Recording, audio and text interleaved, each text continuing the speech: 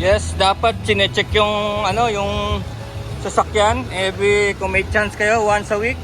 Check the tires, check the engine, check the oil, battery, no? So brakes. So lahat yan chinecheck once a week.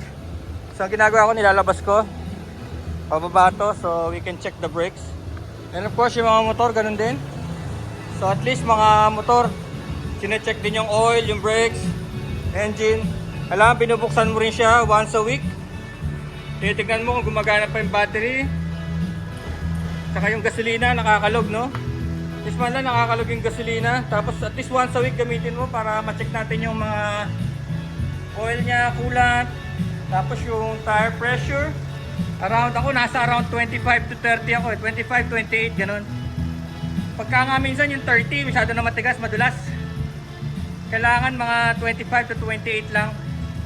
Yan na napansin ko, over the years, mas maganda yung 25 to 28.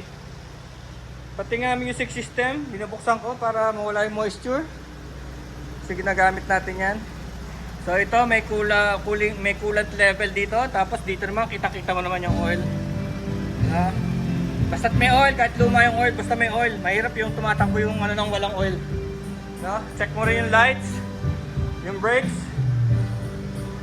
And of course, pati yung mga bisikleta, checkin natin yung brakes or yung tire pressure bago gamitin.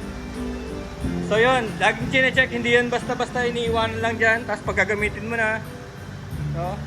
Minsan nga nagtataka ako yung iba may may-ari pa na ng mga shop, pero yung mismong motor nila hindi nila chine-check. Sometimes babiyahe kami, flat pala yung motor. Tapos along somewhere din na namin, alam yung lugar, doon kami mawawala ng hangin, no? So doon din nauso yung lagi kami dalang tools pag bumabiyahe. So yun yung mga tips ko sa inyo. And of course, alagaan yung mga sakyan para hindi kayo madisgrasya. Kasi mas mahirap at mas magastos masiraan sa alanganing lugar, sa alanganing area, lalo na kung bumabiyahe kayo na malalayo. Of course, nagawa na natin yung shed. Ngayon, ang gagawin natin, itong basketball court. As you can see, ang layo. Nandito yung ring, nandito yung board. Malayo. So, ilalapit natin. Tapos yung mga butas niya, maliliit. Lalakihan ko yan, pero not by drill bit, by welding machine. Welding machine na lang gagamitin ko.